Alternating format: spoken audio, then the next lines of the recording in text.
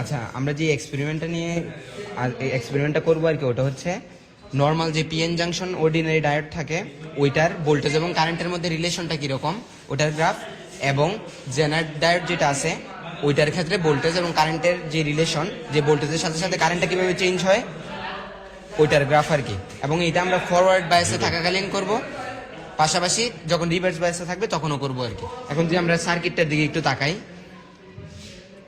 এই যে এটা হচ্ছে পিএন জাংশন ডায়োডের জন্য যখন আমি ফরওয়ার্ড ভোল্টেজ এবং ফরওয়ার্ড কারেন্টের মধ্যে সম্পর্কটা দেখব ওইটার জন্য এই সার্কিটটা।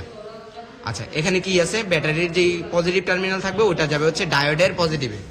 এই যে এইখানে হচ্ছে এই যে ব্যাটারির পজিটিভ থেকে এই যে এইখানে হচ্ছে দেখা যাচ্ছে না, এই যে এটা হচ্ছে ডায়োডের পজিটিভ কালো পার্টটা, আর যেটা অল্প পুরুত্বের থাকে ওটা হচ্ছে ডায়োডের নেগেটিভ পার্ট আর কি।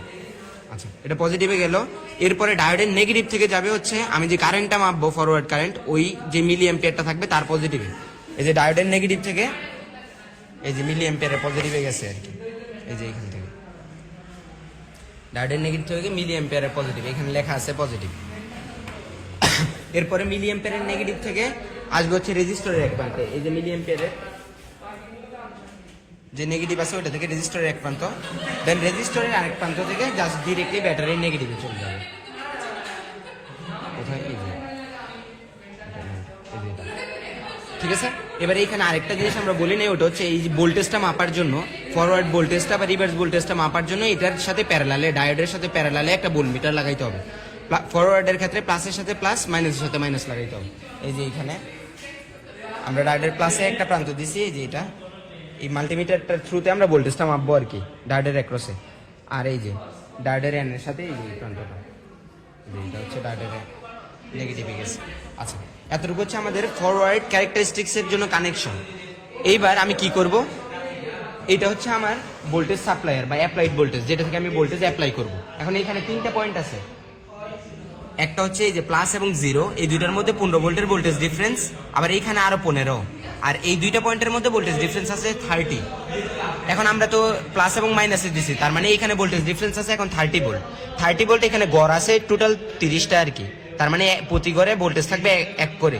যখন এই জিনিসটা জিরোতে থাকবে, দেন এক গড় যখন মুভ করবে তখন আমি বলবো 1 ভোল্ট, কারণ 30 ভোল্টে আছে, 30 গড়ে আছে 30 ভোল্ট, এক গড়ে আছে 1 ভোল্ট। ঠিক একইভাবে এটা যখন 2তে যাবে তখন আমি বলবো 2 ভোল্ট, এটা হচ্ছে অ্যাপ্লাইড ভোল্টেজ। এইবার ডায়োডের অ্যাক্রসে যে ভোল্টেজটা আছে ওইটা পাবো আমি মাল্টিমিটার থেকে। এই যে এটা যখন 2 ভোল্ট, এখানে যখন 2 ভোল্ট, তখন ডায়োডের অ্যাক্রসে ভোল্টেজটা কত, 0.64 ভোল্ট। ভোল্টেজের কথা বলতেছি, ডায়োডের অ্যাক্রসে ভোল্টেজটা তখন হচ্ছে 0.64 ভোল্ট। আচ্ছা, এখন আর যে কারেন্টটা ফ্লো হচ্ছে এই ভোল্টেজের করসপন্ডিং এ কারেন্টটা কত, ওই কারেন্টটা পাবো এই অ্যামিটার থেকে। আপাতত আমাদের এই অ্যামিটারটা নষ্ট হওয়াতে এটাতে কোনো রিডিং দেখতে পাচ্ছি না আর কি। তো আমি যখন এই অ্যাপ্লাইড ভোল্টেজটা চেঞ্জ করব, সাথে সাথে ডায়োডের অ্যাক্রসে ভোল্টেজটাও চেঞ্জ হবে এবং ওইটার করসপন্ডিং এ যে কারেন্টটা থাকবে ওইটাও চেঞ্জ হবে। এখানে আপাতত চেঞ্জ হচ্ছে না, ওইটা চেঞ্জ হবে আর কি রিডিংটা। দেন ডিফারেন্ট ভোল্টেজের জন্য এই যে আমি এখন যখন 4 ভোল্ট আছে, ডায়োডের ভোল্টেজটা হচ্ছে 0.66। এই যে টেবিলটা দেখলে বুঝ যাবে, এই যে এটা হচ্ছে অ্যাপ্লাইড ভোল্টেজ আমার। আর এই যে ফরওয়ার্ড কানেকশন থাকাকালীন ডায়োডের অ্যাক্রসে যে ভোল্টেজটা, এটা হচ্ছে এই যে ফরওয়ার্ড ভোল্টেজ, আর কারেন্টটা যেটা পাবো ফরওয়ার্ড কারেন্ট, এটা হচ্ছে এখান থেকে। আমি জাস্ট ডিফারেন্ট অ্যাপ্লাইড ভোল্টেজের জন্য 0 থেকে 1, দেন 2, দেন 3, এভাবে 19 ভোল্ট পর্যন্ত প্রায় নিচ্ছি আমরা রিডিং। 19 ভোল্ট পর্যন্ত ডিফারেন্ট ডায়োডের অ্যাক্রসে ভোল্টেজ পাবো। ওই ভোল্টেজের করসপন্ডিং এ কারেন্টগুলো কত এটা নোট করবো। দেন যেই ক্যারেক্টারিস্টিক্স কার্ভটা পাবো ভোল্টেজ এবং কারেন্টের, ওইটা হবে ফরওয়ার্ড ক্যারেক্টারিস্টিক্স। এরপরে জাস্ট এটাকে যদি আমি রিভার্স করে দেই, দেন আবার সেম ভাবে 1 ভোল্টের জন্য এইখানে কত ভোল্ট পাইতেছি, এই যে 1 ভোল্টের জন্য এখানে পাইতেছি 2.2 ভোল্ট। এই ভোল্টেজটা কেন বেশি আসতেছে, কারণ আমি সাপ্লাই দিয়েছি, আবার এর অ্যাক্রসে ডিপ্লেশন লেয়ার একটা ভোল্টেজ আছে, এই দুটো অ্যাড হয়ে 2.2 ভোল্ট পাচ্ছি আর কি। আচ্ছা, এবার এই ভোল্টেজটার করসপন্ডিং এ আমি কারেন্টটা আবার এখানে দেখতে পাবো। রিভার্সে এটা মিলি অ্যামিটার থাকবে না, এখানে থাকবে মাইক্রো অ্যামিটার, কারণ ওই কারেন্টটা খুবই অল্প হবে। ঠিক আছে, ঠিক একইভাবে আমি অ্যাপ্লাইড ভোল্টেজটা আবার 2তে নিব, নিয়ে এই ডায়োড ভোল্টেজটা নিব, রিভার্স ডায়োড ভোল্টেজ, আর রিভার্সে কারেন্টটা মাইক্রো অ্যামিটার থেকে নোট করব। এইভাবেই আমি পিএন জাংশন ডায়োডের ফরওয়ার্ড এবং রিভার্স ক্যারেক্টারিস্টিক্স যে গ্রাফটা আছে ওটা ড্র করবো এই ডাটাগুলো থেকে।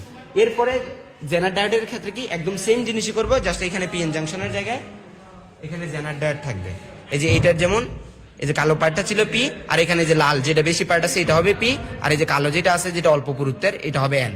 সেম এইখানে বসায় ডিফারেন্ট অ্যাপ্লাইড ভোল্টেজের করসপন্ডিং আমি ডিফারেন্ট ডায়োডের ভোল্টেজ পাবো। ফরওয়ার্ড হইলে এটা ফরওয়ার্ড ভোল্টেজ হবে, রিভার্স হইলে এটারই বলবো রিভার্স ভোল্টেজ, এবং ডিফারেন্ট কারেন্ট পাবো। দেন এটার সাথে এটার ক্যারেক্টারিস্টিক্স কার্ভ আমরা ড্র করবো।